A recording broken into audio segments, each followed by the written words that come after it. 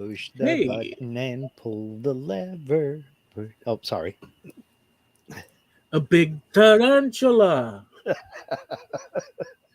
Daylight come and me one go home. All right, let's ready when you are.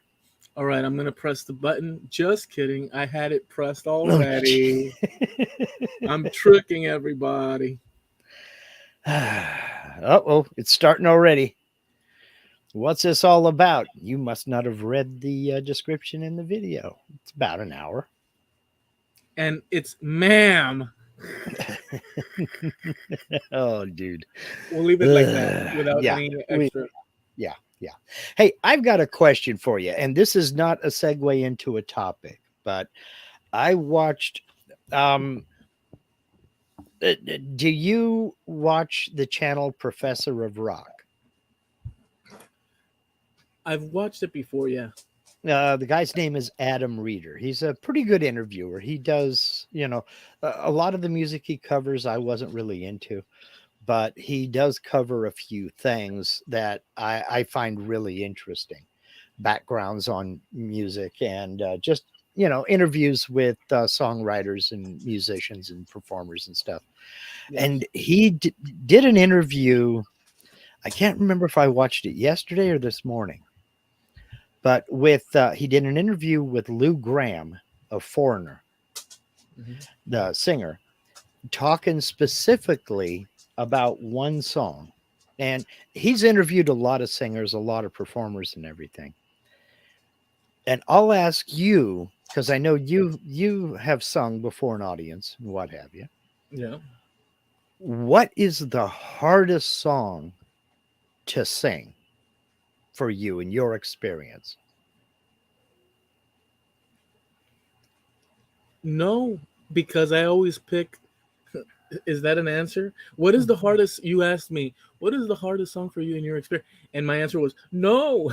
so, so I is that a figured you proper would go answer? somewhere with it, but Is that a proper? Um. So what I was gonna say is that I usually pick or had picked the songs that fit within my, like I never pushed myself Mhm. in terms of like some sort of Freddie Mercury or some sort of like howling. Um, I just picked a blues style, Mhm. which allows for a lot of wiggle room. Mhm. Um, Although I have done some standards, I have some videos that I've, Yeah. but still. So that's the answer. The answer is for me, it's difficult because I keep it within what I felt comfortable, and I didn't know how to sing in terms of how do you sing.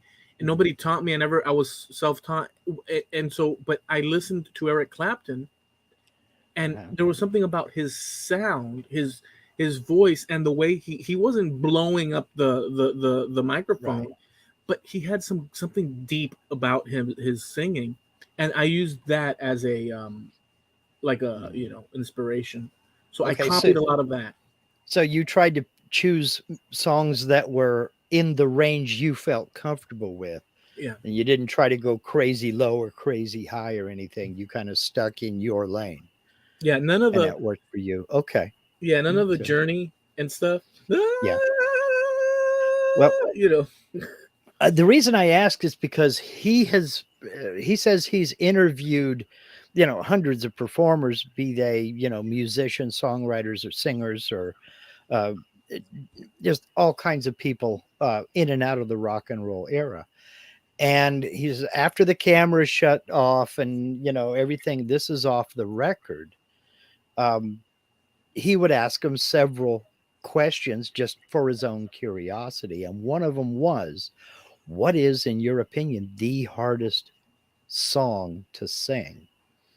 And he said, with his informal survey, it's almost universally, Dan got it right, Jukebox Hero by Foreigner. And he asked Lou Graham about that. And he said he had no idea that people thought it was so hard, but he could see why they thought so, because he does get way down in the weeds at the very beginning, but by the end he's way up in the higher reaches of his range. Yeah.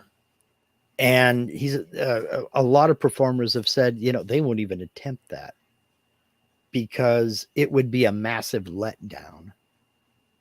You need proper training at some point, or you could be a natural, but it does help to actually study the thing about. So I don't want to say, because there's actual people that might be offended by this in my world in the Mm-hmm. past that may never even watch this, but it's best not to do. But I'll just say it like this because I'm telling you. Um, I'll say this: it's best to study the thing that you're on about, Mm-hmm. so that you know it, Mm-hmm. you consume it, you practice it, you listen to other people that do it, you Mm-hmm. study it every which way, um, you read about it, you immerse yourself in it.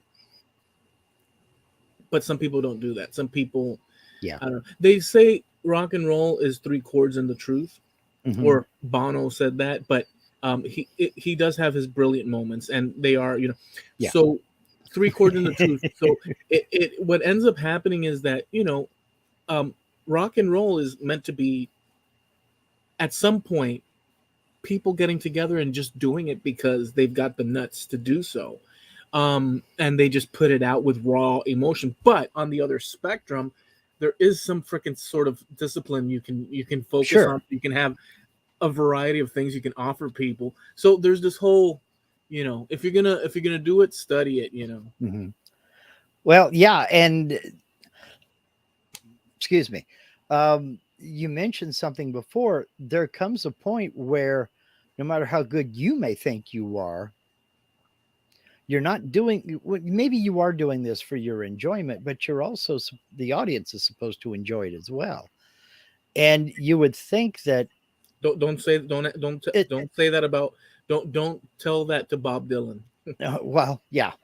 Um, yeah, but you can't put Dylan in a box no matter what Well, if try to Dylan do. if So, if because Dylan he's going to change the minute you do. but if Dylan has that luxury, well, he Mm, has that luxury because he doesn't mind the slings and arrows thrown at him. right. It didn't work out so well for Chris Christopherson. The guy's a dynamite songwriter. He's an excellent musician, but he's like me. He can't sing worth a damn. The only difference between him and me is I don't feel the need to prove it in public.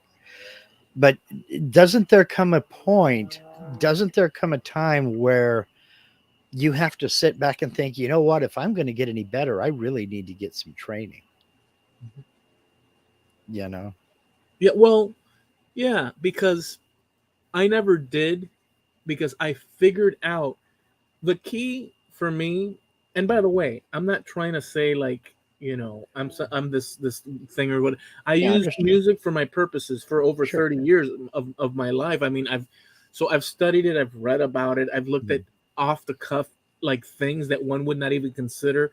So that saying that people used to say when I was growing up, that I'd look at them and I'd be like, wow, that's got to be something. Not to tickle my feather or feather my, I don't know, not toot my horn, Uh-huh. but I can say that I've forgotten most of what the hell I learned in all those years about Well, music. It's not that I did everything by any stretch. I learned what I needed and I took off with it. But at the end of the day, um, you need to study it however which way, and if it's easy for you to acquire the knowledge. But singing, it's, you can yeah. overdo it too. Like, Oh, these yeah. like pop singers that now Hmm. go into, instead of singing something, they're like more into like showing off they're like kind of like the shredders of the vocal world. Yeah. Is it just me or is this my cynical side showing? I've often wondered if they do that because they find it too difficult to hold one note. You think? I'm asking. I don't know. No, these But people can tear it up. It's part of the say a lot, and but you don't really mean, or do a lot but you're not really saying anything. It's part of yeah. that sort of, it's all a pose. Even with the guitar, dude. even with the guitar, at some point Mm-hmm. you can listen to Spanish flamenco guitars and such Mm-hmm. and all that. I guess each thing has its own Yeah. thing. But you know, at the end, if you're gonna be I don't know, dude. It's you know what it is. It's your opinion, my opinion. Well, Because a that's lot of what this is. yeah, That's all this is. yeah. There's no So, way around it. Like some people, like really like all that, sure, it's all personal taste. and I like it in the context of Robert Plant within the context of I don't know Led Zeppelin within the context of the song. He tosses it out. That's awesome. But why do I like that? And why don't I like I don't want to name a name, but like these Well, pop people that came out throughout the I just don't. I can't put my earphones on and say, oh yeah, love this Mariah Carey tune. I can't do it, dude. I mean, I like a lot of genres. I like a lot of music. I'm kind of unfaithful when it comes to that because my criteria when it comes to music is I know what I like, and if I like it, I don't care who did it. There are a couple of Mariah Carey tunes that I absolutely love. Yeah, I quick think name them. she did an absolutely beautiful job of covering Without You. I really do. The woman has pipes. She has a Quickly voice. name the other She song that you can love. sing. Oh my gosh. Trying to remember it. It's a Christmas tune. I'm trying to remember the name of it. But All she did a I very want good. for That's the one. Christmas All I Want for is Christmas is you. you. Did a good job on that. Yeah, She that really did a good job. no, And she she's did great. I and mentioned her name, but not to point her. Well, it mhm, ends up being that way now, yeah, doesn't it? it does. But but there are other people who just are like, oh no, anything she does has to be trash because she's a pop or R&B singer, and I'm just not that way. I mean, I don't own a Whitney Houston album, I did when I was growing up. but I Will Always Love You is absolutely fantastic. I owned You that. can't get around it. I owned that single Hmm. back in the day. Hmm. I mean, it's fantastic. You can't deny that. It's not my style of music, but if it comes on the radio, I'm not changing the channel, Oh you know. no, I love it. I love it. That song is So, so powerful. mhm. Um. So okay. Even more so if you know the backstory, Dolly Parton wrote it and she first originally performed it. And if you know the backstory of why she wrote it and what it was all about, it's even more powerful. Well, I don't know the backstory. Basically, Dolly Parton, and Hello, partner. Porter Wagner. Well, Porter Wagner had a TV show, country singer, Mhm. and she was a regular, and then eventually kind of almost became partners with Porter Wagner. They did a couple albums together. She wrote a lot of the music and what have you. Then she decided to split and go solo. And that was her song to say goodbye to him, that she was leaving the Gotcha. show and going off on her own. Gotcha. And I mean, this was the early 1960s version of oh my god, the Beatles breaking up in country In western. country. I'm still So cracking with the Dolly partner. I mhm, love yeah, I love I that.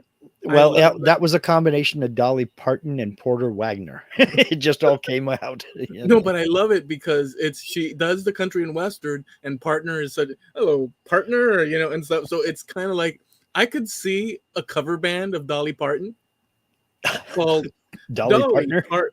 Partner Oh yeah, well, I'm you know what? I'm sure somebody out there has that.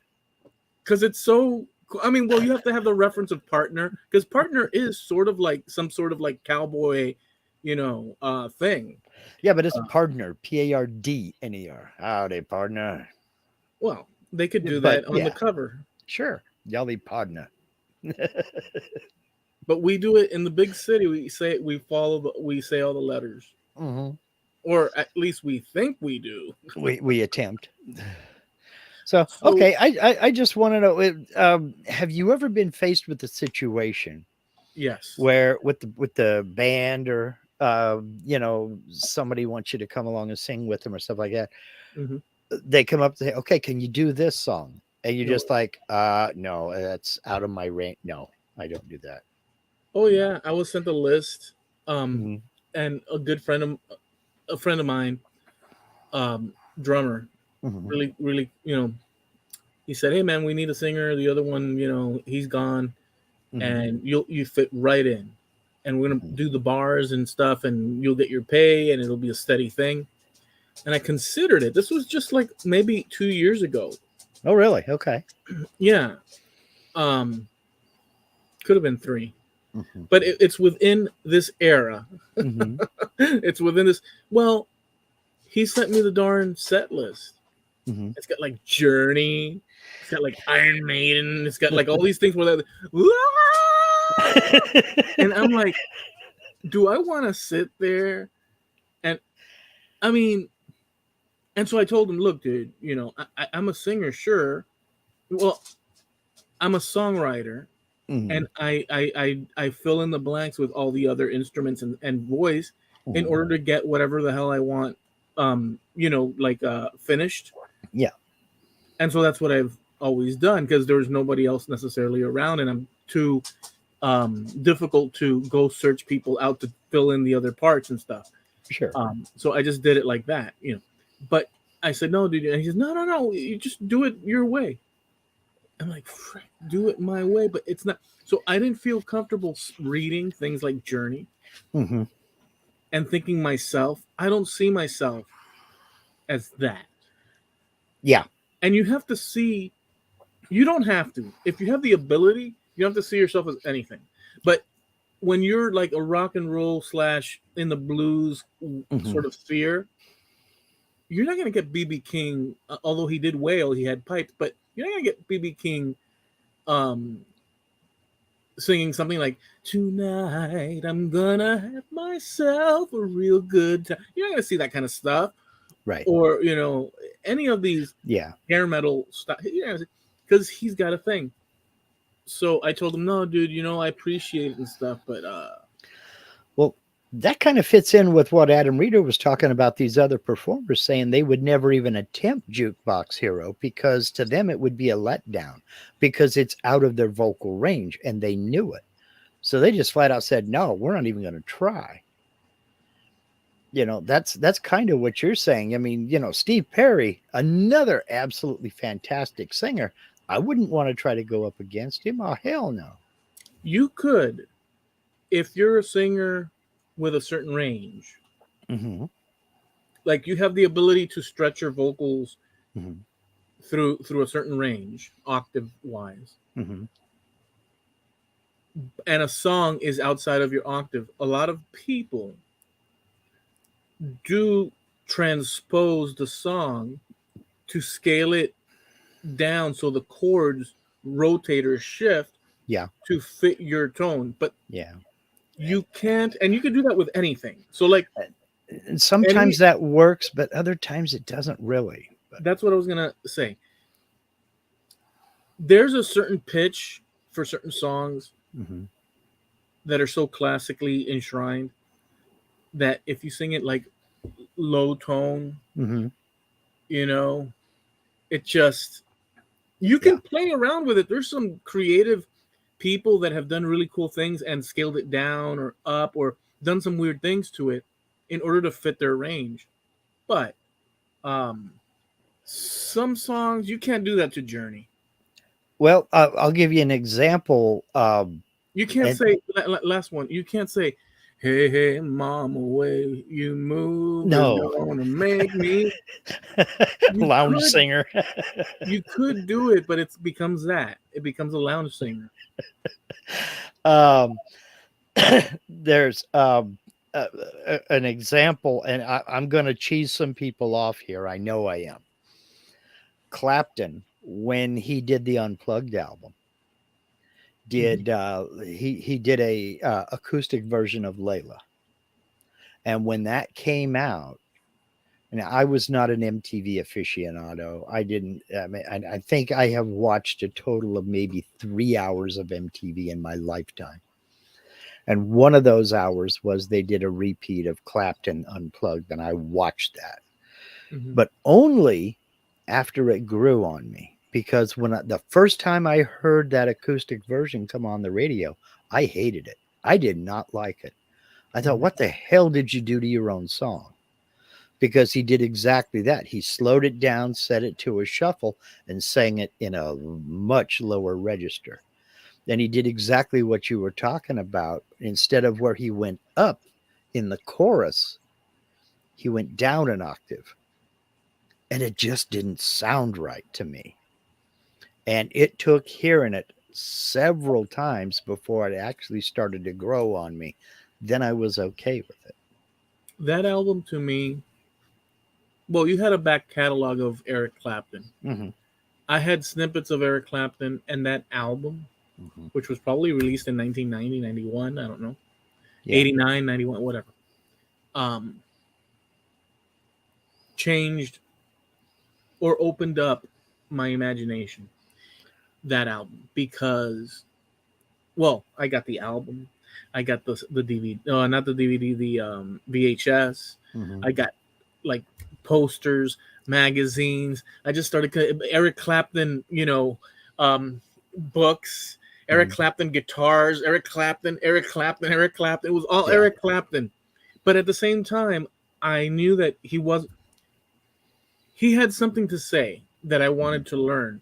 And what I pulled from him was things that are personal to an individual learning music. And since I didn't have a teacher, I drew essences of that you then practice. You get it. It sounds totally different than what the original source is, Mm-hmm. but it fits because it works for you. So now this little trick is an Eric Clapton trick. Mm-hmm. Nobody's gonna know it. Maybe somebody will catch it, but you have to be very into this to even know. Right. Um, and so now you have a trick, and every time you do it, you're like, yeah, I am channeling Eric Clapton. But in Mm-hmm. reality, you are, because you got that inspiration, but other people have no freaking clue. Right. And especially when you're adding it to a catalog of other tricks that you picked up. Maybe you got something from Pete Townsend and something else from David Gilmour and something else from whoever, from George Harrison or what have you. So, yeah, I can see that. And do you have a bunch of direct influences, your direct influences, as far as your style is concerned? Yeah, Did you try inspiration. to model yourself after your style? I mean, Yes, and I don't know how they translated, like I said, but you consumed it, and you picked up. So, um, Eric Clapton, mhm, more so than probably people might assume. Eric mhm, Clapton, the Beatles, mhm. the Doors, Bob Dylan, even though his singing is difficult to listen, but Bob Dylan really powerfully. I used to play Bob Dylan endlessly, just endlessly, because Bob Dylan was a songwriter. Mhm. And sure, listen to him. Well, I can screw things up like that. So it gives you a comfort. Yeah. Um, Yeah, really. it, If you can have a hit with that voice, look yeah. out. Here I come. Um, so it's them. Then I have Jimi Hendrix. Then there was Stevie Ray Vaughan. Was just mind blowing to me. Yeah. So Jimi Hendrix and Stevie Ray Vaughan. Um,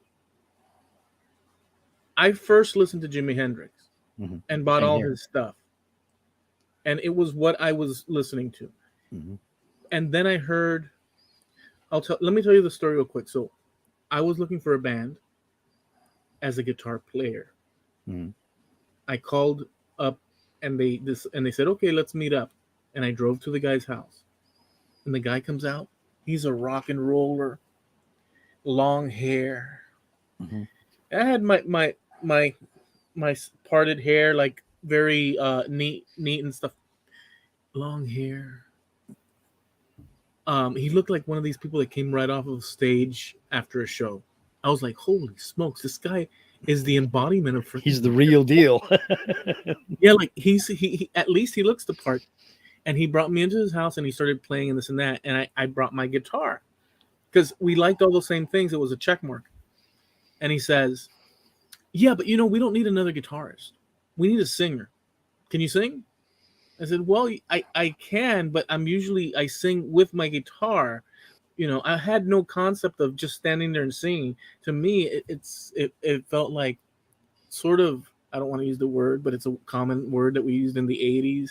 And it's Yeah, but you feel kind of naked standing out there just, with a yeah. microphone and nothing else. It would make me feel like that Prince album cover where he's shirtless and he's like this. Yeah. You can Okay. derive. So if you follow that logic, Gotcha. so it's like, no, you need a guitar with you. It's manly, and you're standing there and stuff. These are ideas that are not really true, but it's what I felt at the time. Anyway, so he said, jump in the car. Let's take a ride, listen to some music, and talk a little bit. Because he was feeling me out, see what the story was, and this and that. And we drove around. He popped in the Beatles, in which I was like, hell yeah.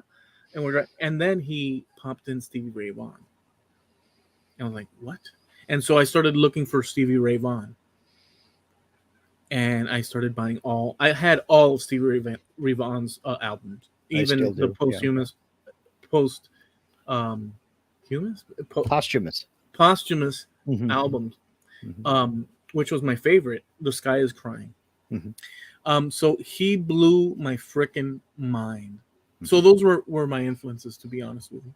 Okay, now how about vocally?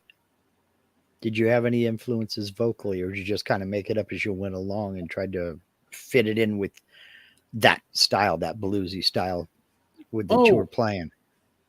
Oh, so Eric Clapton. Oh, I didn't mention BB King also was very inspirational. So I had a box set of BB King. Loved it. So blues, Albert King, like literally sat through and listened and practiced these things. Yeah. So now, when it came to your vocal style, did you have anybody that you kind of modeled yourself after vocally? Eric Clapton. Clapton. Okay. Eric Clapton was not that I match him in any way, but that was the inspiration. Sorry, have to put it up. Vigo at a full moon. That's who you vocally channel. I'm sorry, I had to put that up. Yeah, I just see it as yeah, it's funny. It reminds me of Full Moon Fever by Tom Petty and the Heartbreakers. The idea of singing beautifully, like a beautiful singing stuff, that's an awesome thing. That's not really necessarily what my idea was. My idea was to write songs with depth, yet catchy, in the rock genre, maybe some blues influence. I liked the 60s. Yeah. I grew up with loving although I like the heavy metal stuff, but the problem was, final thing I'll say about this, because it's not, the thing is, as a solo guy without a band, let's say, you can't copy Motley Crue. Yeah, that's not happening. Yeah. But you can think of Donovan. Okay, yeah. You can think of Dylan. You can think of Eric Clapton with an acoustic. You can think of all these other musicians. And a lot of the 60s works if you're just a personal you. That's why I liked the old rock and roll, because they were simple. They had a message and it sounded good. Yeah. Well, yeah. And that does transcend a lot of eras of rock music and a lot of phases, because you could, with a acoustic guitar, depending upon how your endurance is, you could, just a single person with an acoustic guitar could play some Buddy Holly. That's right. You could certainly play Dylan. You could certainly play Donovan. I mean, there are a lot of good tunes out there. Steve says he likes your folk style the best. Thanks, Steve. I appreciate it. There's a lot of folk. There's a lot of, I hesitate to say mellow rock, Yeah. but kind of more mellow in the rock and roll era. But there's a lot of upbeat. I Hmm. mean, getting on with it. Look at Jim Croce. Jim Croce That's was another one. him and Maury Mulesen mainly. I mean, those two toured together. Maury is the lead guitarist and Jim playing rhythm, but they jammed their socks off. Yeah. And it wasn't until they got into studio, put in some, got some session players to sit in and added drums and maybe a little bit of bass and some keys here and there. But I mean, just two guys out on the road with two acoustic guitars. I mean, they traveled the world in the short career that they had. And I mean, wow. So, Yeah. but yeah, okay. Yeah. I mean, I really consumed, just very awesome. They really did. I don't know if it was all pre planned, but everything that happened in the 60s in terms of music, mm-hmm. I guess the influence of the culture and events of the time, but Yeah. the decision making of these people and the colorful, I guess, garments plus the crazed lifestyle that I never particularly, um it's cool to read about, Mm-hmm. but you're like, holy crap, they did Yeah. all that? Hell Yeah. no.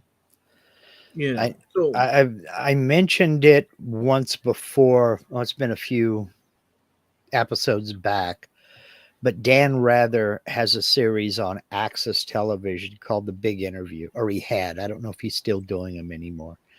And one of my favorite interviews he did, well, my two favorite, he interviewed Meatloaf and he interviewed Geddy Lee from Rush. mhm. And I got more about the interaction with crowd fans and the quote unquote rock and roll lifestyle from his interview than I have out of anybody else's, because he was able to explain it in such a way where you felt like you were actually there. Like if you go online and you look up that tune YYZ live in Rio, that was their first trip to Brazil, and they had absolutely no idea how popular they were there. They didn't know how they were going to be received. They didn't know anything. And they whiz banged into Rio, got all set up. They sold out for 3 nights in a row there in Rio, 60,000 people, all 3 nights. And the crowd went absolutely nuts. And if you watch YYZ in Rio, the crowd is having more fun than the band is. And it just totally blew them away with the reception they got. They had no clue. And that An became their, ocean. yeah, just an ocean of people all jumping at the same time and singing to it's a trip to watch. It's a lot of fun. We won't see the day we see crowds like that at a concert Mm-hmm. is when we know that rock and roll is back to the levels it was before. Because now I think they do stadiums, Mm-hmm. which is huge. Well, Mm-hmm. wait a second. Do they do stadiums still? I think so. Yeah, it depends on who the band is, of course, but They're always the old timers, the ones that we yeah. grew up on. You know what's startling is that in 2023, there's still a truckload of bands that I used to listen to back in the 80s and Yeah. 90s, and they're up there doing it. It's like, holy crap. How do you You know how think I much feel? you know how much stuff has gone on since from then till now, and these people are still hammering it out. It's like, wow. Yeah. How do you think I feel? Because I was listening to these people when I was a kid. I mean, Carlos Santana still playing just freaks me out. I mean, Yeah. I was 8 years old when he did Woodstock. He's only 11 years older than me, but the fact that he's still, I mean, he probably has a new album coming out. The Doobie Brothers are still out there.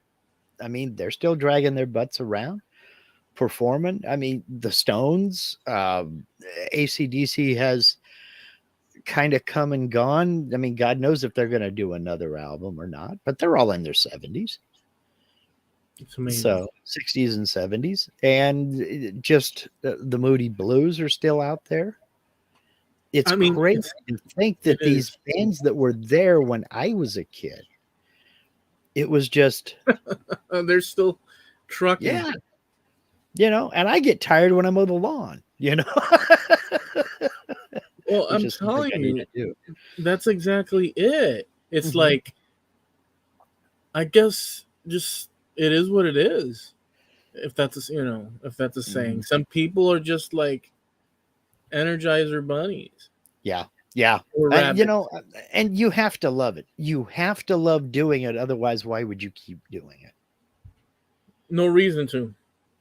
You know, I mean, yeah, because, you know, when you figure somebody like, well, Brian Johnson and Angus Young, just take them. They've got more money than they can count. They don't need to go out on the road. But they do. What else do they do? Like, you know what I'm saying? Brian Johnson races cars. He works on old cars. That's his hobby. He's kind of a miniature version of Jay Leno in that regard. And he has an absolute blast with it. But when the itch comes along, he'll go out on the road again. They all will, you know? Yeah. Jim Dockrell, I have to talk about this. I have heard so many different stories. I'm here. I'm just going to lower the AC. Okay. I have heard so many different stories on this one, Jim. There's a lot of common themes. They were supposed to go on later than they went on. And so they didn't know they were going to get shoved out on stage when they did. I don't think even Carlos knows what it was. But I've heard some people say acid, other people say mescaline. He will tell you that he was messed up. And he will tell you that he started peeking on stage and freaking out. And he just kind of held on. But I don't even think he knows what he was on. But yeah. But I've heard him tell it in several different ways. That's why I say, okay, he says, that's the way Carlos tells him. I've heard him say mescaline. I've heard him say acid. I've heard him say a couple of things. It just depends on who he was talking to and which interview. And you'll find them online. They're all over the place. So that's what I mean. I don't think even he knows what he was on. I'll mention this about Carlos Santana, which is going to throw things off the rails. For the Cuban exile community,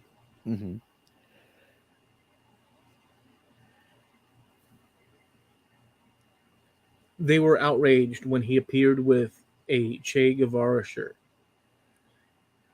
Yeah, I can see that. Well, yeah, it's a no-brainer in terms of... I can see that. Yeah, it's like, so he wore that, and they were like, that's pretty freaking insensitive to a historical... And you're promoting a person... Now, for Carlos Santana, it could have just as easily been a shirt that he put on for the heck of it. Yeah. But the fact that he wore the shirt nonetheless has its repercussions. And so I've always had if you make a statement, you're now wedded to that statement. Right. But he did that because in the Hispanic world, greater Spanish-speaking world, the Cubans are the only ones that... They're not the only ones, but they're the ones where that event with that person occurred. Well, it's personal. But it's funny how all over Latin America, not everyone, but as a general overview, have nothing but great things to say. So Cubans are the odd man out for really reasonable purposes. when it comes to things like that for Sure. some reason. So it was a sore point Yeah. when that happened. Well, I can see why, for sure. Um, yeah. Wearing it's like wearing um uh child labor shirt with like a little kid like in a cage like sewing buttons Mhm. together and saying this is awesome. So Yeah. nobody would see that shirt and think, man, that's a great shirt. People would see that shirt and say, dude, are you insane? Yeah. But since this Che Guevara thing applies within the greater scheme of the world for some reason, you know, or a picture of Hitler stabbing like 5 people with yarmulkes on, like it's something like that, Yeah. everybody would be outraged and stuff. But oh no, this one's okay. So Yeah. you see, that's where the thing is. But whatever, I Yeah. I digress. get it. I do get it. Um, yeah, there's a lot to that. Santana was a jam band for years, stretching out just jams for an hour or more. Then they had to start thinking about a recording career. Sounds a little bit like the Allman Brothers, doesn't it? Hmm. Dwayne Allman started off as a session musician in Muscle Shoals, Yeah. and doesn't get credited enough, I don't think, for inventing the genre of Southern rock. But no, which is something I wish would come back. But a lot of Yeah. people say it never left. But I mean, name a real big current Southern rock band. I can't think of one. Um. I mean, there's one called Blackberry Smoke. They're pretty good. But It just the problem with the Southern rock. There's iconic ones mhm, that you. So Leonard Skinner, as an example. mhm. Um. I think the Allman Brothers, and then um, I can't think of those two have a certain sound. Mhm. One is more, I guess you could call it jam band blues Yeah. rock, this and that, and that's kind of my go-to when as a reference for Southern rock. However, there's all other stuff that could fit in there. Mhm. Well, yeah. You got Blackfoot. You've got Mountain. You've got Molly Hatchet. I mean, there's all kinds of Southern rock bands. Right. So it's got a wider umbrella of Mhm. different variations, but for me, I kind of think of Leonard Skinner and the Allman Brothers. Yeah. That double album of theirs as an example. Uh, Although it's I don't think there's a bad Allman Brothers album. I really don't. I mean, if you just want to put something on in the background and that you're not going to be, oh man, not this song. That's something that's. would you add ZZ Top? I don't consider them Southern rock. Because they go all over the place. They're blues rock. They're rock and roll. They're hill country blues. Yeah, they're But all these over the place.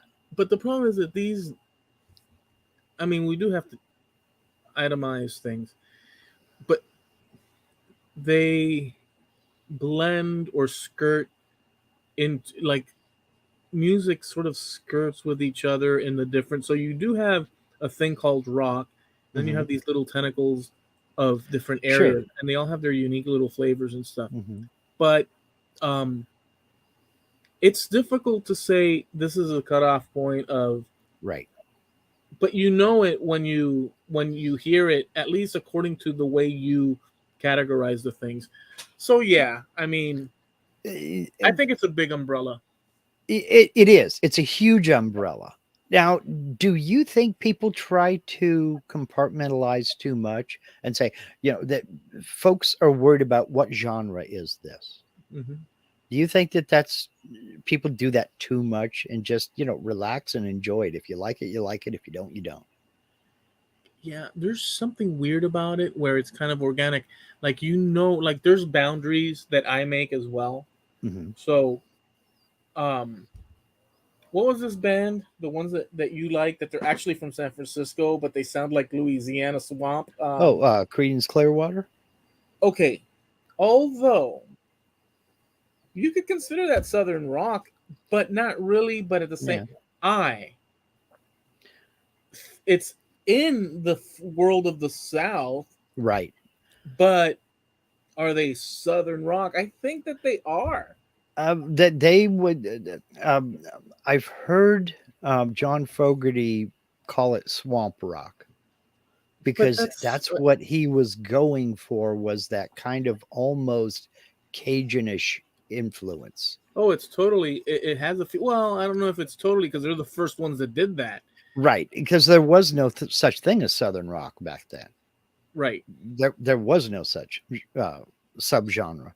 So I don't know. When as a kid growing up, I put it all under the umbrella of rock and roll, and it didn't matter to me if it was.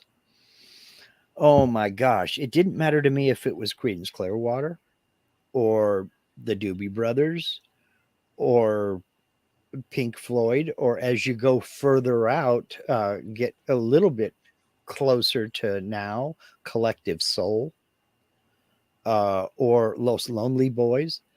If I liked it, I liked it. And that's all I needed. And I didn't care. Let the guys in Rolling Stone magazine and let the pundits argue if it's Southern rock or if it's straight up pop, or well, Billy Joel said it best, it's still rock and roll to me. Hot punk, cool funk, even if it's old junk, it's still rock and roll to me. Yeah. Yeah. I don't know if he meant it. Uh, Sometimes you write a song, mm-hmm, but it's not the the thing that you live by. It's just a series of things that work together to create the song, and now you have a this mm-hmm, organism that exists on its own. Like there's a lot of songs that one writes that one doesn't mm-hmm. believe, like the Well, messaging in it. sure. Well, It's just sure. it's just a story. I'm not saying that's the case with him, but I'm Yeah. I don't remember who it was. They were asked about a lyric, and I don't even remember the context. And this was not too long ago I watched that. Well, what did this lyric mean? It means it fit. The words fit the melody. So that's what well, we went with. there's The a really words fit. classic. There's a classic. Do you remember that John Lennon VHS that was called? I guess it was called Imagine, I and it was don't like a know. 2-hour documentary on John Lennon's life back in the day. I don't think I ever saw it. Oh my goodness, what an awesome freaking documentary! It totally took into the world of John Lennon. I mean, he's just, and so they made this documentary, and you get all the footage, archival footage from back then and whatnot, and it's just his life with Yoko Ono. It starts with the Beatles breaking up and this and that, if I remember Mhm. correctly, and then his work as a solo artist. And so in it, you see Phil Spector in the studio with him, and George Harrison comes. They even throw out a dig at Paul McCartney. Mhm. Paul was always getting, it's funny. Well, I'm not even going to get into that, but whatever. Paul's Mhm. my favorite. I like all the Beatles, but Paul's my favorite. Um, Oh my god. in this in this documentary, Uh, um, John Lennon, in one part, he had this big estate, mhm. and it just so happened somebody was living in their garden, Yeah. like out in the lawn, and they bring the guy and they filmed it, and the Mhm. guys they're like, it's this long-haired American hippie guy, and he says, yeah, I hear that you've been sleeping out there. And he says, yeah, I had to come here because because coming here and meeting you, I knew that it would all fit. And John Lennon looked at him. He says, "Sure, anything fits when you're off on some trip." He says, yeah. And then the guy, the American guy, Mm. he says, yeah, but your songs, boy, you're gonna carry that weight for a long time. And he says, well, Paul wrote that one, but but we all but we all did it together, so it's our song. But and he says, yeah, but it all has to, the other guy, but it all makes sense. You were writing it about someone. He said, listen, at best, I was writing it about Yoko, or I woke up in the morning and took a good in the morning and decided to write about it. I'm not writing, he says, I'm not writing for anybody. I'm writing for myself, my life, my Yeah. thing. And the guy's standing there with like this face. He says, are you hungry? Come on, let's get him some breakfast. And they walk into the estate. Mm. And they feed the guy, and he sits down in the table with George Harrison. Yoko's there, like everybody's there, and this American guy, hippie guy, who knows where he's at today, but he's eating and around all these people. It's just an incredible interaction with a hippie fan and John Lennon saying, "Dude, come on, give me a break." Yeah. Some things just don't mean anything. I wrote it down because the lyrics fit. You never saw I, that I interaction. heard that story, but I never saw any of the footage. You have to look at it I'll online have to look for it. Yeah, I because will have to look for you'll really like it because John Lennon is so dry. it. He wasn't dispassionate. He wasn't insensitive, but he was like cold cut dry, like saying, "Dude, like," because this guy was expecting some sort of guru. Because remember the Beatles. Remember these guys. Everything that people read back then, they were going to India to study the Yeah.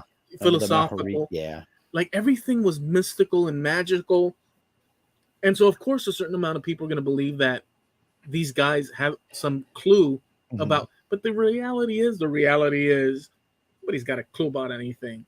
Like you Yeah. see all these people, oh, I've got a thing on that I was working on in my mind, but we won't go there tonight.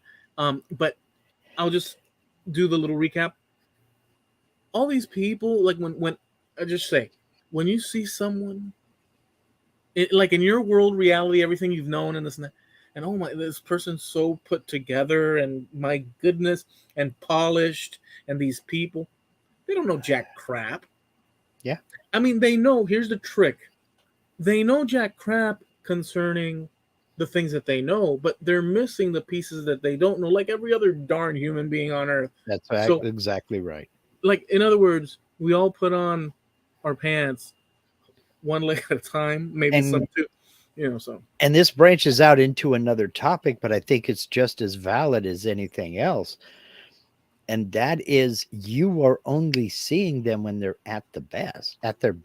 You're yeah, only seeing the polish, the nail lacquer, and the hair perfectly in place. the extensions, You're not seeing the the high hours heels, of work that went into making that, you know.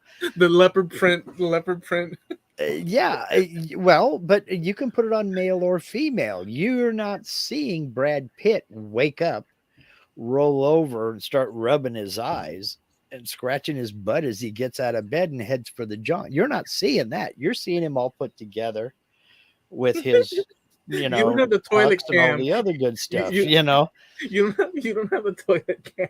Yeah. The reality, look, if you think, if you want to, so if if you want to cut the crap with this whole imagining, because there's this thing also. I'm gonna tie I'm gonna, I'm gonna tie this back to Steve Tyler does look like someone's grandmother. um Yes, he does. I'm gonna tie this back. There's a thing where people, I've noticed, I don't know how many people, but I've noticed some people when in Mhm. conversation. So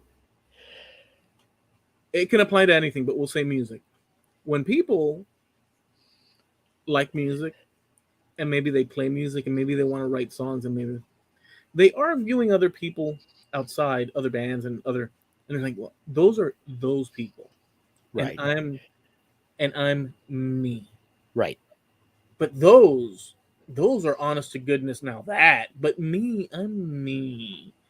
And from a very young age, I realized that, oh, what damn difference does there are differences, like they're Sure. successful going There's from a, place, but in essence, the essence of human beings exploring and whatnot is the initial leg lift up.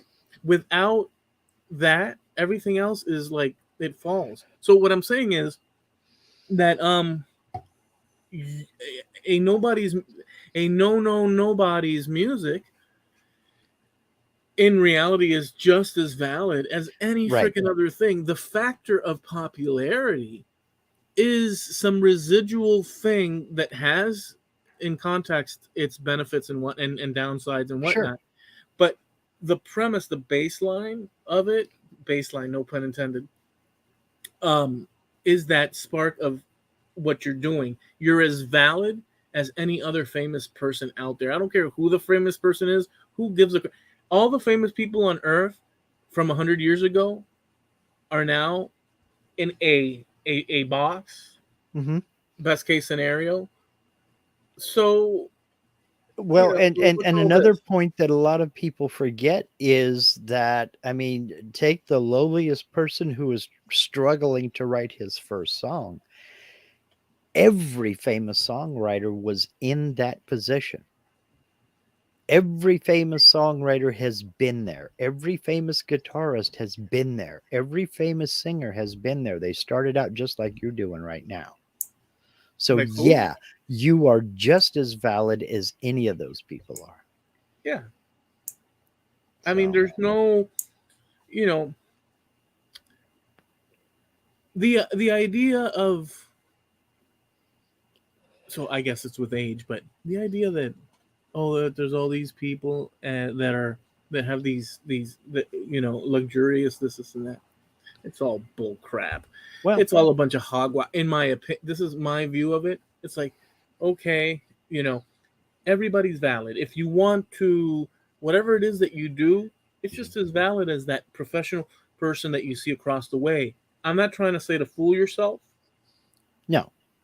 What I'm trying to say is that the basic human exploration is is valid for everybody. And let's think about it. How successful do you really want to be? No, I don't have $1 million, but I also don't have all the responsibility, pro and con, positive and negative, that comes along with that $1 million. Because when you get to that kind of a position, I love when how you're you that slid in a million. successful, you now have a bunch of things going on that would never happen to you if you were just working for an hourly wage. You know, you have to start thinking about, are these people really my friends, or are they just hangers on here for the party? Hmm. Is everybody knocking on the door got their hand out for something? You know, it's one thing to get it. Now you got to keep it, Yeah. because no matter what you did to get there, eventually that's going to go away. You're going to get old, you're going to retire, and now that's got to support you for the rest of your life when you're too old to work. Hmm. So you've got to stash that away somewhere and hope like heck you haven't stashed it with a thief that's going to run off with 2/3 of it. Yeah. So it's great to say, yes, I'm a millionaire, but it's all even better to say, I don't have the responsibilities of a millionaire. I don't have the concerns of a millionaire. That's right. No, I don't have a 10,000 square foot house with 13 bedrooms, but I also don't have the maintenance, the costs that come along with having that, you know, just on a microscopic level of that kind of decision making. Linda and I were 10 years ago talking about getting a little fishing boat. I don't want a fishing boat. I don't want the responsibility and the maintenance and all the work that goes. There's a lot to be said about Renting. driving up to the shore, parking, getting out, casting your line and not have to worry about backing a trailer down. Launch the sucker. You sit here and babysit. Try to get this stuff loaded up while I go park the trailer and the Jeep. And then we'll get out here and we'll putt 20 feet away from the same bank we could have sat on and been fishing by the time we got out there.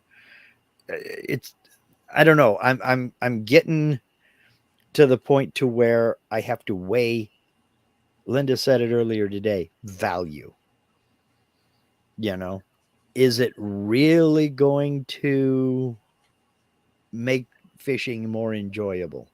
No, if it I don't did, think so. hold on. If it did for you, Mm-hmm. you would have had that boat sitting in Yeah, your yard. I wouldn't be here now. We'd be out on the lake. Right. You know, Exactly. So so it's your criteria. So if for mhm, you it was, see, mhm, notice the things that are the things that you bring into your life, um, your shop, mhm, you know, your the work that you do in the shop. All mhm, these things you conjure into, if you think about it in a way, not even in a way, like very freaking directly, you had a concept. You may not have known all things that were going to transpire, right. but think about it.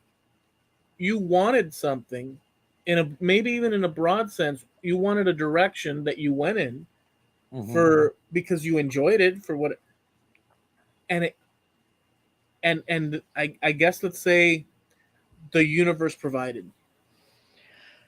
Yes, the universe provided because I worked in that direction. If I Mhm. didn't want to go in that direction, the universe would have just carried on with what it wanted to do, regardless.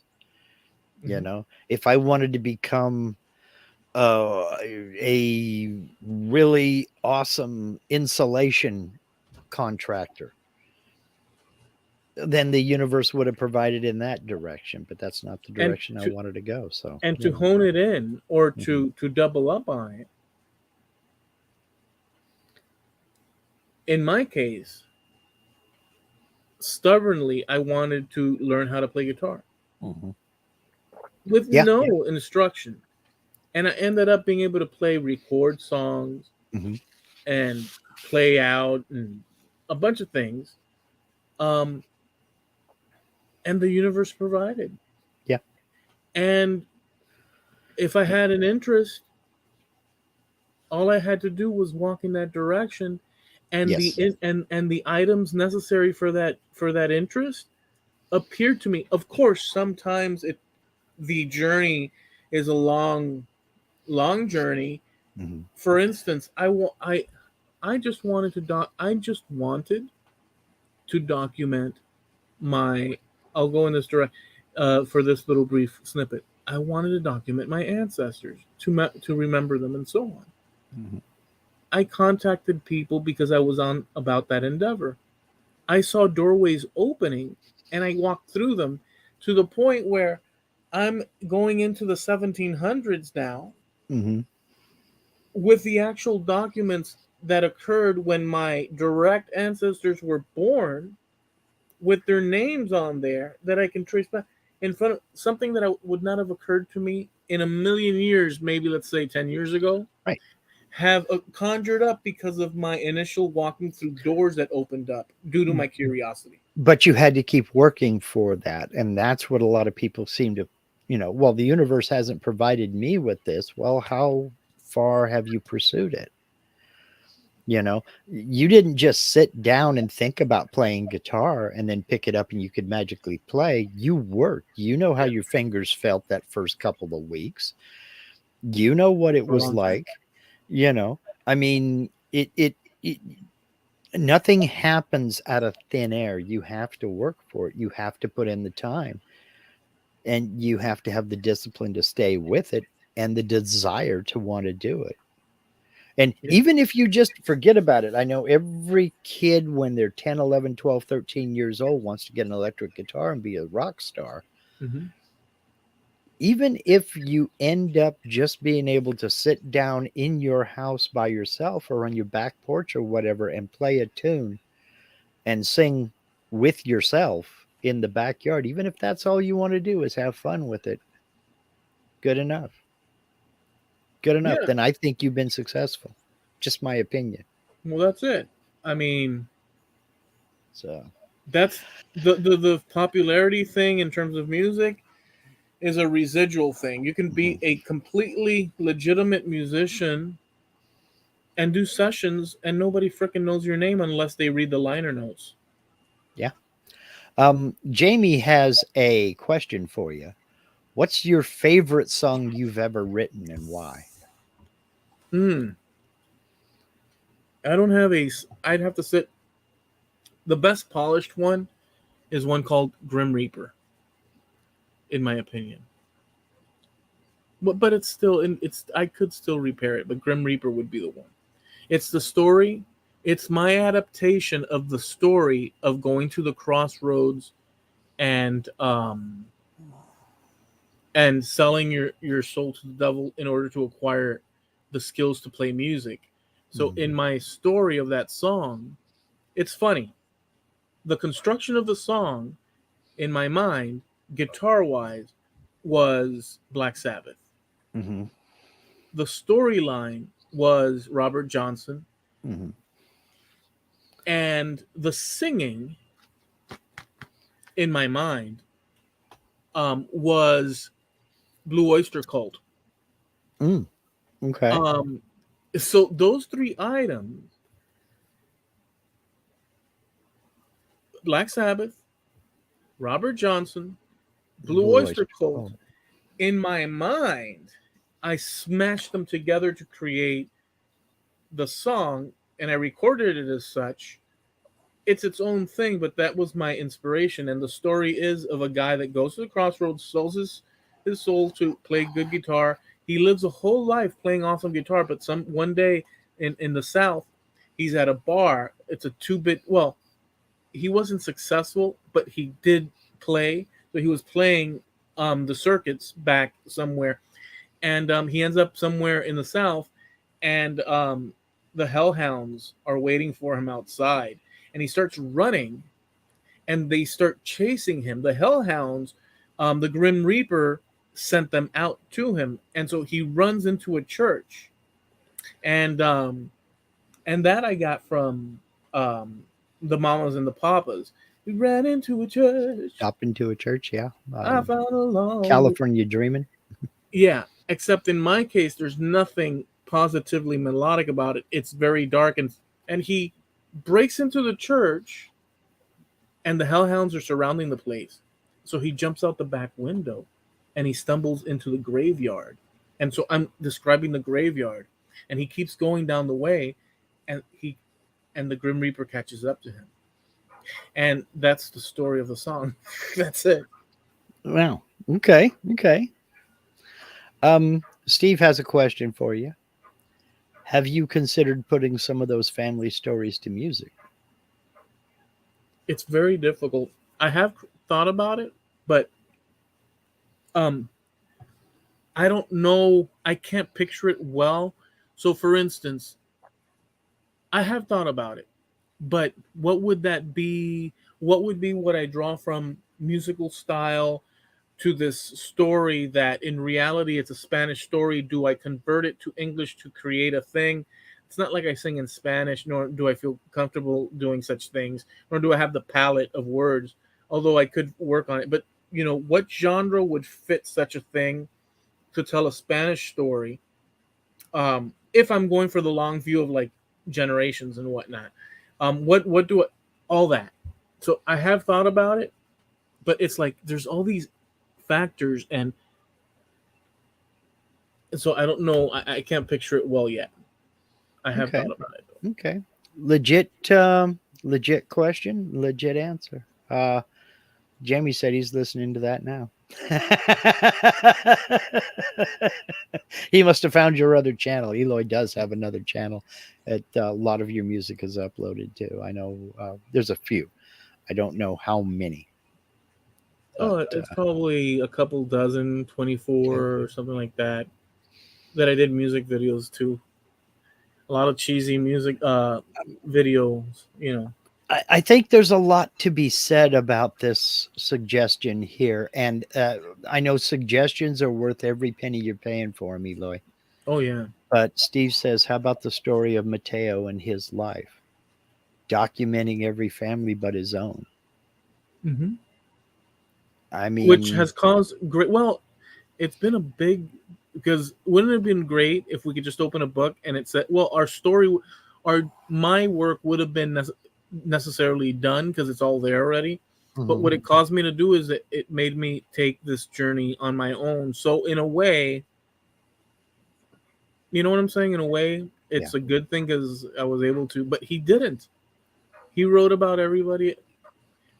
Well, that there's a theme for the there is a theme for a song right there. You don't have to name it, but there is a theme. I mean, he walked the countryside, documented every family but his own. Yeah, I've had to search, dude. I've had to search. I've had to learn the a different although I grew up, I've already said I grew up bilingual, but Mhm. it's far cry to be able to dialogue Yeah. and to be able to sit with a book or documents, read them, understand what the hell is going on, and then picture the different pueblos and vineyards and whatever, and then collate it and see the passage of families from one place to the other throughout time, and what does this mean and what does that, like, it's been insane. Like, I am, it's just insane. It's Yeah. insane. It is insane, dude, what I have gone down, the road I've gone down. Insane. Yeah, it's freaking crazy. Well, I don't want to Crazy. get you involved in something like that when you're not in that mindset, because I do know that music, and especially writing music, requires a certain mindset. And if you're not in it, it's not going to happen. No, I'm not in But it currently. there's a couple of tunes that I could turn you on to that I think might fit when you see when you hear how they put this together. It'd be like, Sugar, da, yeah, da, da, da, da. you know, Honey, honey, da, da, no, da, da, da. nothing like that. Hey, hey, Nothing like when I that. go out and visit you, I'll pick up Steve along the way, toss in JP. Maybe Jim Dockrell will be sitting at the crossroads with, family. Linda jumps in, and I'll press the button on the Jeep, on the hot pink Jeep with. I'll press the button, and you'll hear hot sugar. Dun, dun, dun, dun. That is, and if and I'll and I'll tell you, I'll say, come on, Mark, wave it in the air like you just don't care. Sugar. Dun, dun, dun. well, you can say anything you want to, but Linda says I'll have dinner on. And Jamie says, dude, get back to making music videos. Evidently, he's liking what he's seeing over on your other channel. Yeah, I know if you want to post a link to that channel, go for it, man. it's fine. If people want to see it, they can search Well, it they got out. to know how to find it. I mean, hell. Yeah, it's funny. Oops, sorry. You know where I got that scene from? Well, I know that you don't like that song, so I added that. But you Yeah, know where I got that? if I was gonna put a list of my top 5 most hated songs, that one would be number 1. How Steve about is this one? saying, can I post the channel, Eloy? Yeah, sure, sure. I mean, I've got some ridiculous music videos where, but I could change the song. I could, what we could do instead of that one, sugar. You'll be there, Hmm. sitting, and we'll all be in the Jeep, the hot pink Jeep, and I'll press the button, and the open road is in front of us, and I'll turn to you and I'll look and I'll say, "Are you ready?" And I'll press the button and I'll say, "Last chance for romance tonight." Do you know the song? I knew Let's dance. I've heard parts of it, but it doesn't grate me like the Archies do. Oh, okay. See, I thought I had a good one for you because that's No. a disco hit. Yeah, Um, I mean, I learned how to become tone deaf to disco years ago. Okay, so or it's how about just this like, one? okay. See, this one, I don't know that you'll know this one because you obviously did not partake in the. But how about this one? I press the button and it goes, dun-dun-dun-dun, dun-dun-dun-dun, the disco version. Oh, Dun-dun-dun, believe it or dun-dun-dun. not, that was I bought an album. What album was it? God, I was 15 or 16 years old, and it was one of those compilation albums, Uh-huh. and that song was on it. Now, I when I recorded that album onto cassette, I skipped that particular song. Because it was everywhere. It's just I have no need to record that and I mean, play it. It's everywhere. it's so in your face barbaric, that song. If you think about it, Yeah. they took this classic thing, but then again, it's what we've said before. It's a matter of Well, taste and exploration. So, but see, I just see that as part of the evolution. I mean, there have been a lot of acts, a lot of bands that have taken classical pieces and modernized them and upgraded them. There's a lot of things. Um, there's and she disappeared about 5-6 years ago. At the time, she was 16, maybe 17, and she went by the name Tina S. French girl, and she had a nice guitar. And her teacher would set up the camera and everything, and she would do something. She would perform. One of the things that she did was Beethoven's Moonlight Sonata. And oh my God, you wonder how the hell can her fingers move that fast? And it's not a short piece of music. It is a long piece of music. And she is playing fast. And she's playing parts because it was an orchestral piece, and some parts were for piano, some were for strings, some were for brass and what have you. She's playing all of these parts, and it is just jaw dropping. I'm sorry, I just have to add this. So, Our pink hot pink Jeep, we have a hitch, and we have your boat on. yeah. But on the side, but on the side, it says Lady Godiva. Lady, go diving. There you go diving. Just to finish the whole crazy package of Yeah. this. Well, I want to know where you're going to get this hot pink Jeep. I don't know, but I'm not paying for it. I'm not buying that crap. Okay, well, hey, I mean, stranger things have happened. Now, Steve, you're from Southern California. I'm sure you've heard of Pink Jeep.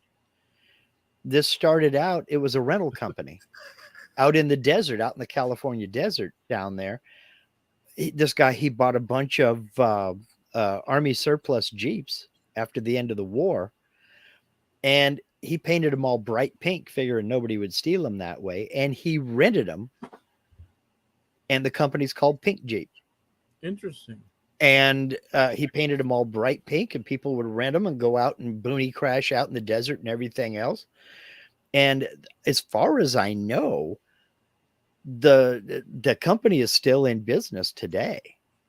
Of course, they upgrade, get new Jeeps as the old ones break down and wear out. But it was just some guy bought some military surplus Jeeps and said, okay, now what the hell am I going to do? Well, let's go out here and boonie crash and rent out the Jeeps and let other people do that. It was a great freaking business model. So when you said hot pink Jeep, that was the first thing that popped into my brain was pink Jeep down. You're going to stop in Southern Cal and rent a pink Jeep because, now it's just like in any other rental car agency, but their number one thing is pink Jeeps. They rent other things as well. Okay, so the reason that I go ahead. But that it just brought that to mind. So the reason I brought it up, mm-hmm. I don't know what the ridiculousness, but in my mind, I thought of I guess funny to me in my brain. You've never seen the movie Zoolander? No. Okay, it's ridiculously silly, extremely. You probably would not appreciate it one bit, but then again, what do I know? But there's a scene. So Zoolander is what's that guy's name? He's a comedian. Ben Stiller. Ben Stiller is a model. top in this movie, top rate model. Mhm. But you have to understand the context of the Zoolander is that it's all so shallow and vain, and he does it over the top ridiculous. So they do the face poses like and stuff, but like he means it to be serious. So it's kind of silly and dumb. But it's ridiculous. Um, he lives with a bunch of other models, guy models, Mhm. and they're slightly bubble gummy, Mhm. and that's being kind. And something happened where he's like Ben Stiller is like down and out because another model that had more of a pose Mhm. beat him out. The whole thing is stupid, but it's silly because it's funny because it's stupid, or it's one of those. Um, so his friends are like, "What's wrong?" And they're so like dumb and stuff. And you know what? You know what'll make you feel better? And like, there's a pause. Frappe latte frappuccino with sprinkles, and they all jump up, yeah, and they all get, and they're like, yeah, and they all jump in a jeep, and they're driving through the city, and they put on Jitterbug, and it's such. I can't tell you. I'll tell you later the words that came to mind when I saw that Yeah. line. But they're driving down the road in little jeep. They're all Mhm. with like little bandanas and stuff, and they're singing the Jitterbug. And then they get to the gas station and they run out of gas. And one of the models, like, either throws a paper at another one. Ben Stiller's inside the gas station paying for it, and they're all huddled around. Trust me, this is gonna maybe not be good, but I'll finish it off either way. And they're all huddled around the car by the gas station, and one guy throws like a paper at another one. He goes, "Stop it!" And the other one, "Stop it!" And then one pulls out, and it starts going in slow motion. He pulls it out, the hose, and he starts to spray gasoline on the other ones, and the other ones are like, "Yay!" And they're yay, yay. And then one of them pulls out a cigarette, and it's all slow motion. And he goes, and the music's playing Jitterbug, and then it goes boom, it explodes, and all his friends are gone. And so it's a long spiral in this ridiculously silly movie called Zoolander. If that didn't entice you to watch, if that didn't entice you to watch it, it's probably a good thing. Yeah, I won't be searching for that one on the It's so on the Netflix listing anytime soon. I'll tell you what, this is, but I will do this. I'm going to look on YouTube for the clip because I do want you to see the clip. Oh, okay. Well, all right. We'll discuss that after the fact. It's hilariously ridiculous. My whole point in bringing any of that stuff up was that I have absolutely Oh, and zero issue with people taking classical music and upgrading it and updating it. right. You Yeah. know, that to me, I think that's cooler than hell. I really do. I don't have a problem with people reimagining other people's songs. I don't have a problem with covers. I don't have a problem with any of that. I think it's brought us a lot of great music. I mean, Yeah. we've mentioned two people already, Bob Dylan and Jimi Hendrix. What Hendrix did to All Along the Watchtower changed the way Dylan performs it. Mm-hmm. I mean, after he heard Hendrix's version, he says that's how that song should be done. And so he sped it up himself, and to this day he plays it faster the way Hendrix did it. Yeah. So I mean, I have zero job with that, zero problem with that. Jitterbug. So, that is on that list of top 5 most Of hated songs. the Jitterbug. I don't even know Well, what he sings, and he says something, something, something. yeah, yes, it's another one of those tunes you couldn't escape from that just drives me up a tree. Yeah, Oh, dude. You know who uh, was cool though? But go ahead. nails on a chalkboard. But go ahead. Phil Collins, in my opinion, I always liked him, even back then. I really did. Oh, Me too. I almost dropped it. I'm bringing this so I can have come. My back is hurting from that. I did work on the house, and my Mm. back is, and I'm leaning forward, so I'm gonna do one of these and get comfortable. Because for goodness sakes, Well, that we can leaning wrap back it up is anytime. what's that? I said, well, we can wrap it up anytime. If you are in a Phil Collins mood one day, definitely look for In the Air Tonight Live HD. Okay. It is an excellent performance. And at the end of that video, you're like, it starts out, I mean, really slow. And if you know the song, you know it drags for quite a while. Well, Yeah. he extends that out. And it is the definition of build. Because I mean, the anticipation is there. You know there's something coming, but you're not exactly sure what. If you know the song, you know exactly what. And by the time that hits, you're just, yeah. And, but the whole time I'm watching him, the only thing I can think of is this guy looks like a junior high school science teacher. How Yeah, the he doesn't. hell can he be so good? Yeah, he looks like not a rocker necessarily. No, not at all. He looks like a seventh grade science teacher. You know, you wouldn't, he would not be out of place with a pair of half glasses, half lenses, and a white lab coat. Bueller, You, Bueller. I mean, that's just it. It's you, Robin.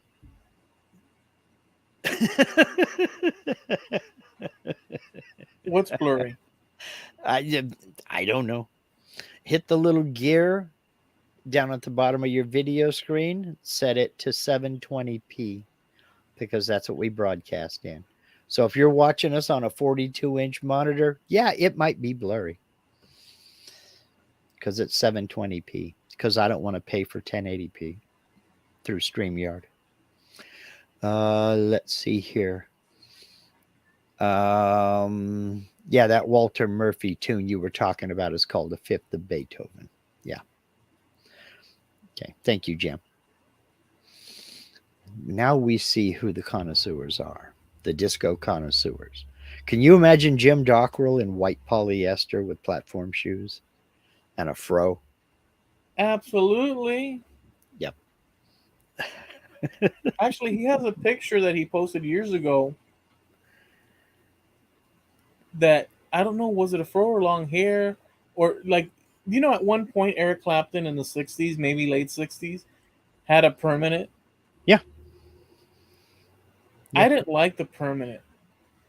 Yeah. The and this is what I mean when I say that the disco era was a dark time in American music history. It hit and it caused a lot of, I mean, I thought the way we dressed in the 60s was dumb with tie dye and the bell bottom jeans and stuff like that. But the disco era, I mean, you had redheaded guys with freckles named Duffy with an afro and wearing the white polyester leisure suit with the shiny shirt unbuttoned halfway down, to the sternum and Dude, 32 gold chains on the whole thing. And this was in high school. I'm not even talking about going out on Friday or Saturday night. They're walking around high school my dressed like this. uncles, It's like, dude. my uncles and older cousins, they, me growing up looking at them back in the day, Mm-hmm. they were so cool. It all reminded me, well, it couldn't have reminded me of much because I was a little kid growing up, but there was Mm-hmm. something that was like, wow, these guys are like, but just as soon as I saw it, because remember, I was born in the middle of the 70s. Mm-hmm. I'm a little kid throughout that, but you're observing and you're watch and everything, sights, sounds, colors, and But by the time we get into the 80s, at least for me, from my perspective and my experience, that thing, it did keep going. But then for me, there was another option, which was this rock and roll. Mm-hmm. And I went in that direction. But I could just as easily gone with the open shirt and like chains and That stuff. that died out almost as fast as it came in. It kind of came from out of nowhere. I was in Not high in school at Miami. the time. I was in high school at the time.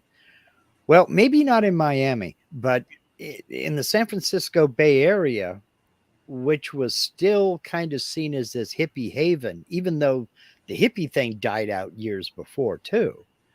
Was it quick? All of a sudden, yeah, the hippie thing died out almost as fast as disco came along. There was no overlap. It was just all of a sudden the hippie thing was done. We're looking at 70, 71, something like that. And yet it's And had all they this all life. just kind of, where San Francisco was ground zero for the hippie movement, everybody just kind of, you know, parted ways, and it just kind of, yeah, they just kind of spread out. Yeah. And there was a bunch of diehards who were trying to keep it together and keep it Wouldn't let it going go. in the Haight Ashbury district, but you could see it was kind of contrived. It wasn't what it was.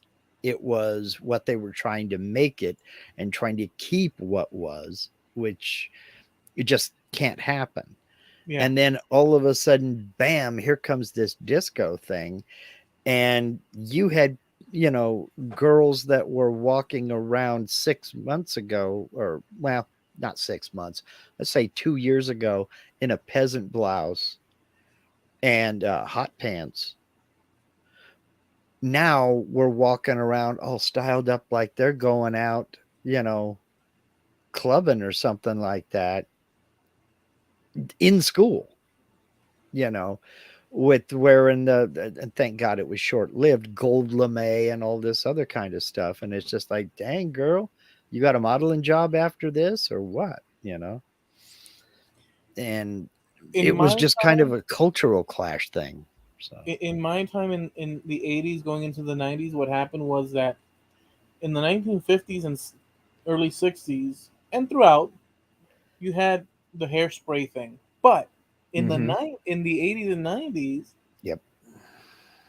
they made it look wild. In terms of it wasn't neatly, it was Mm-hmm. like all teased up, Mm-hmm. and it almost felt like any place you went, you were in Las Vegas.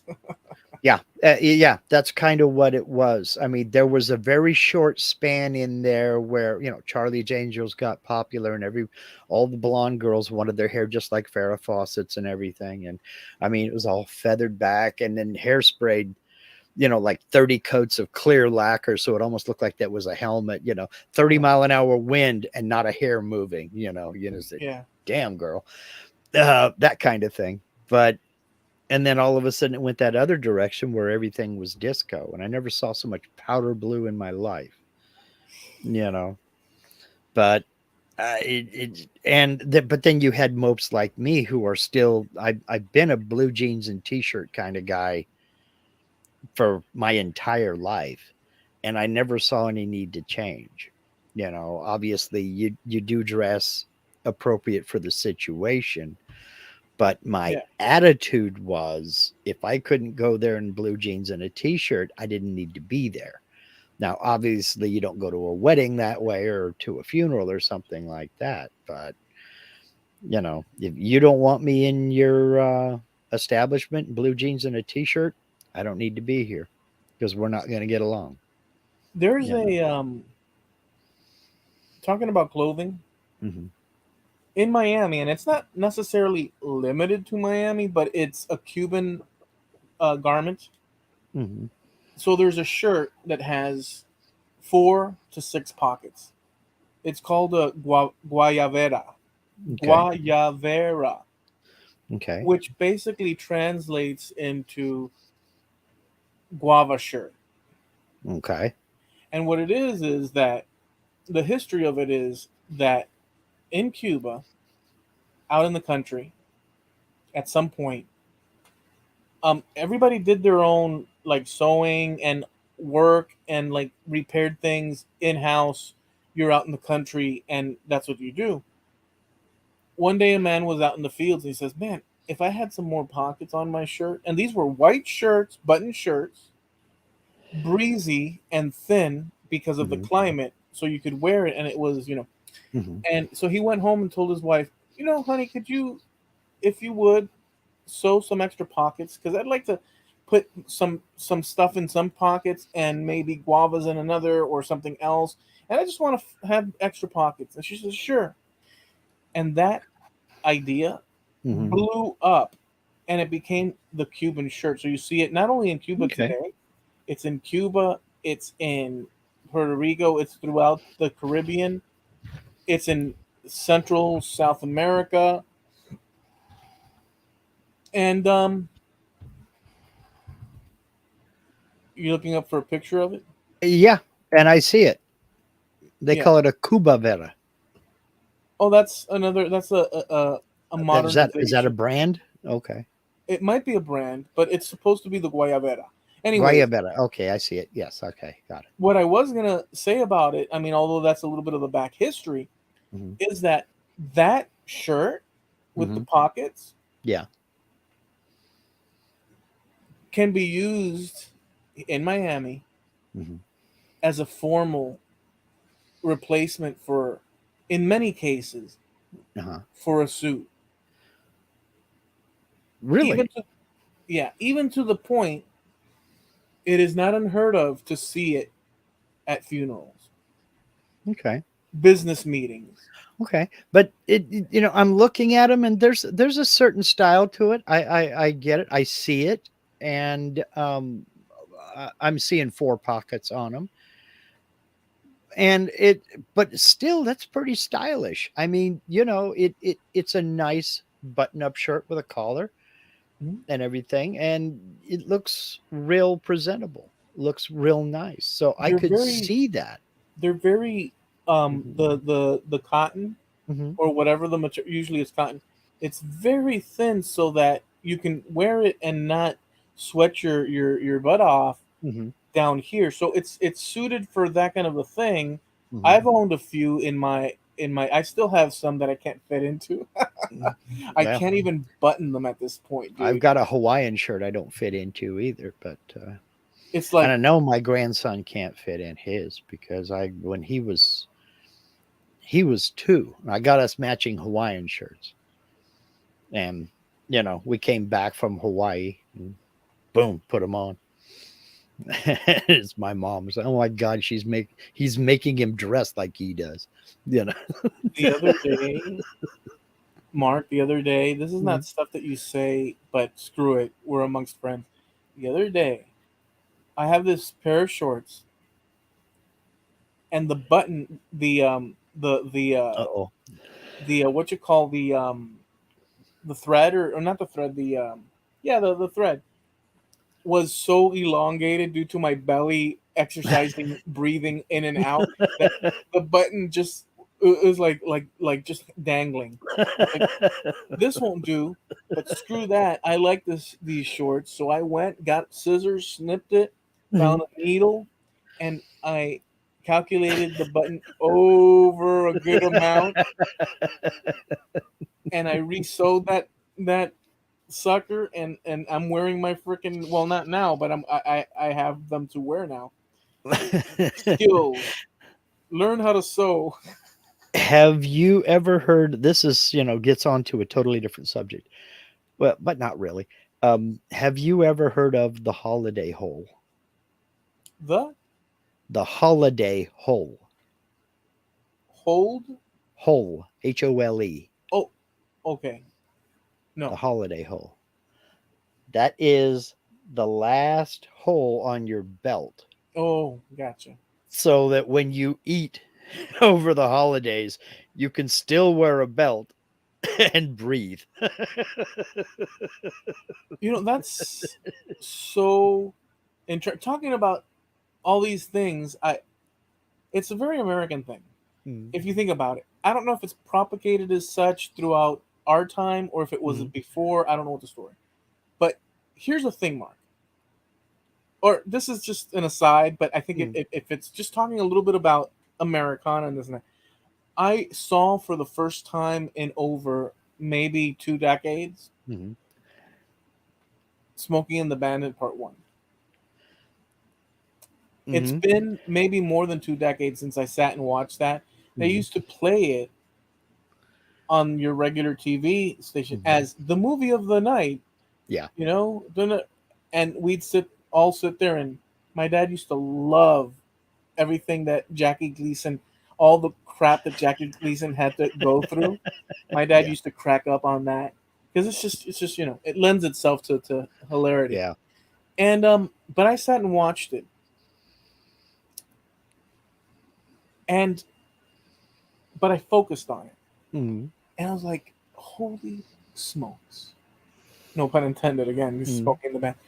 I was like, wow, this is so much a snapshot Mhm. of a way, a culture, or a snapshot. All the towns that they go through across the South and stuff. It really, obviously, in a funny, happy-go-lucky way, but it really captured a certain sense that you could see beyond the screen, even around here.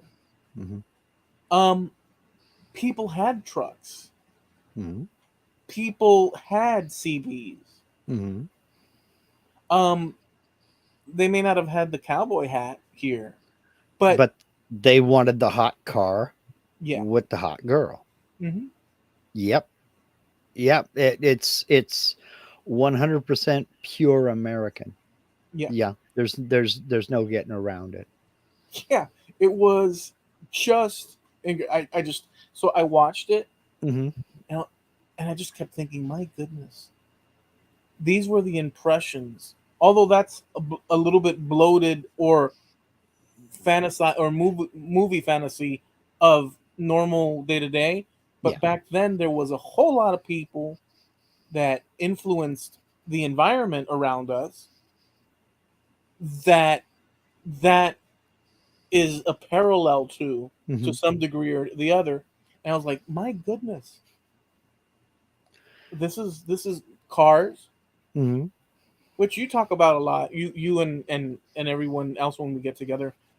All these iconic things. Yeah. So I think that that's a good representation. Maybe not of the Northeast, but No, but sure.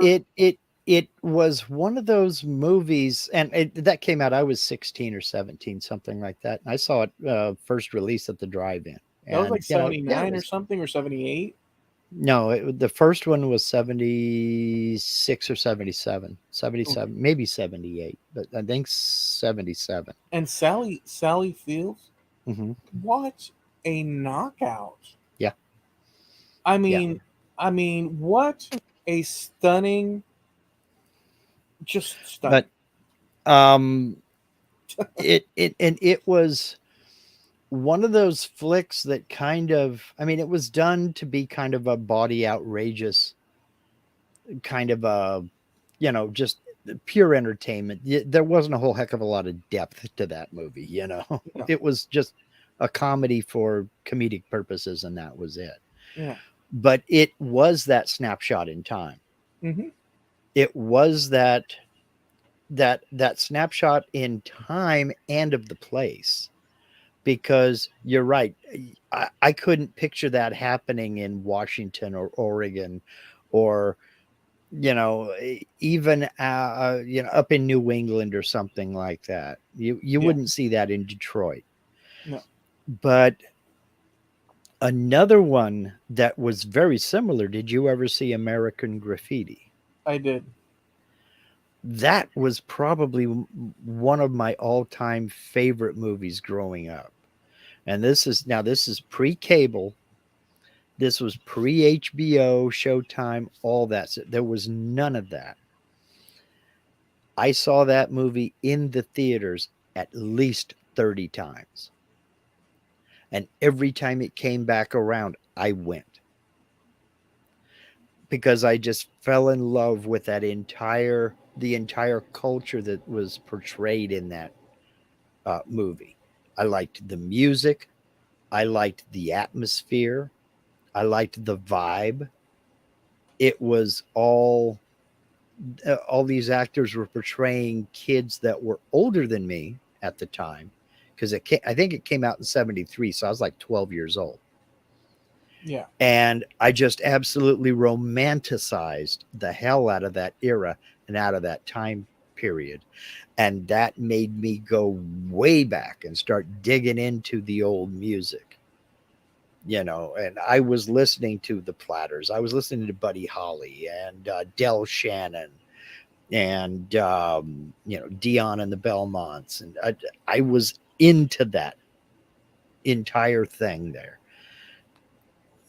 And that's where I started focusing a little bit into. I got into Motown. It kind of morphed into Motown, and that's where my love of Motown came from. Was just following the progression of the music, because I mean, I wore out the album. It was a double album. I wore it out, bought another copy on cassette, and then got it on CD. And that's one of the few movies I ripped off of DVD, and it's on my computer in the other room, and I watch it on occasion. But that's another one of those snapshot movies. It's Iconic. 100% Americana, and it wouldn't fit in any other location. Now, you could put that anywhere in America. Yeah. It happened to be set in the Central Valley of California in 1962, but you could put that anywhere in the country, and folks would relate to it immediately. It's an iconic era. Yeah, it was. It really is. And it's had a long life. Yeah, If very you think much so. about it. Very It's- much so. Yeah. The 20th century was the American century. Yeah, I think it started a little earlier than that, but yes. I think from about 1890 on, it was the American century. At least as far as progress and pop culture is concerned. I can tell you this though, in terms of me studying the thing, the 1500s and then declining as the 1600s rolled into the 17 was the Spanish or Iberian century or centuries. That was the top. Then the British took over. Yeah. And then the Americans, I guess you could say, took over. So in a way, I mean, there were sundry different groups as well, but there was that progress from the different, the standout. And I think that the 20th century, they've said it before, it's the American century. Yeah. It's not like they invented the Industrial Revolution was invented and came from the United Kingdom. I mean, when the minute they figured out steam power and put that to work in factories and was able to ramp up production, I want to say, and that's why I say the late 1700s to about 1890, that was England's century. Yeah, that was the UK century. Yeah, once the 1700s got a rolling, the UK was a rising. Oh yeah. Not in the 1500s, absolutely not. In the 1600s, they started their journey to increase in terms of control and commerce, and like got really powerful. But it wasn't until the 1700s, broadly speaking, where things started to really upscale. Well, they started the entire Industrial Revolution. I mean, they invented it. They invented the steam train. They invented the steam engine and put it to work. And all of the developments that came out of that, there would have been no industrial revolution without them. One of the biggest, though, if you think about it, which we've talked about, Germany Mhm. inventing The printing the press. printing press. Yeah. That Johannes because the Gutenberg. sharing, the propagating of information Mhm. in that fashion, it's a big deal. We first moved to Germany, the first house we lived in Germany. Um, our landlord owned a restaurant in downtown Mainz, which is right on the Rhine River, right across the river from Wiesbaden.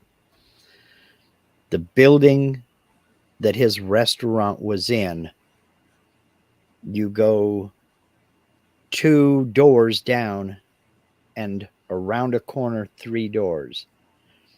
And that was the shop that Gutenberg invented the movable type printing press in.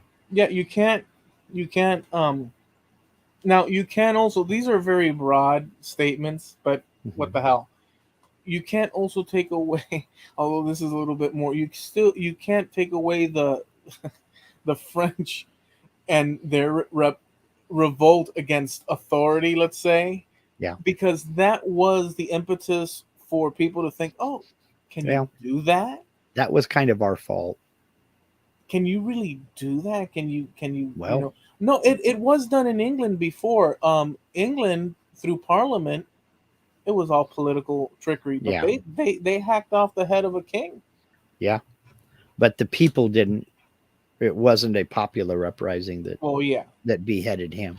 yeah. It's a So, bit different. Yeah. all right, let's go ahead and land the plane.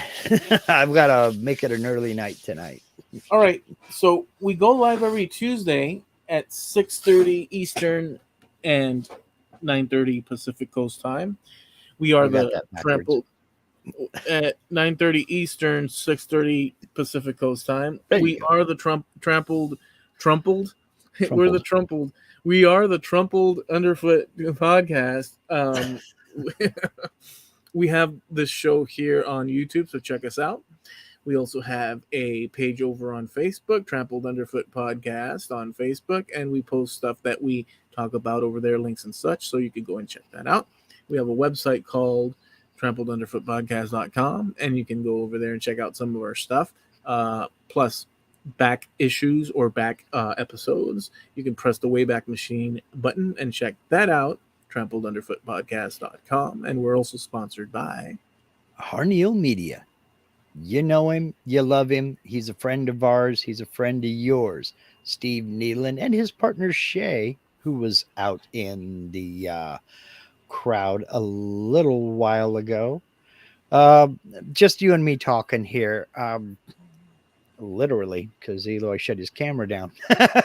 Just you and me talking here. I'm serious. If you are thinking about increasing your web presence or developing a web presence, there's no better way to do it than with a website. And Harneal Media should be your first stop. Steve will take care of you in so many ways, the ways that you'll never see because it's 100% behind the scenes. But probably the best part of working with Harneal Media is when you're working with Steve, you are working with Steve, not some nameless, faceless person in a call center someplace. You are working with Steve 100% of the time, and he will get you taken care of. So that's Harneal Media, HARNEAL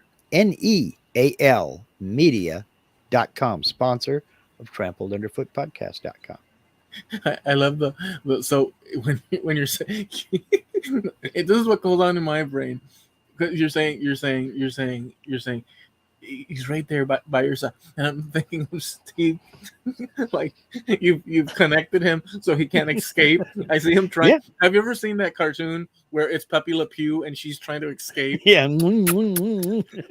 It's what popped in my mind. All right. Anyways, forget all that. I am so tired, dude. Okay. I hear you. Peace. You guys Take be good. care. Y'all have a good one.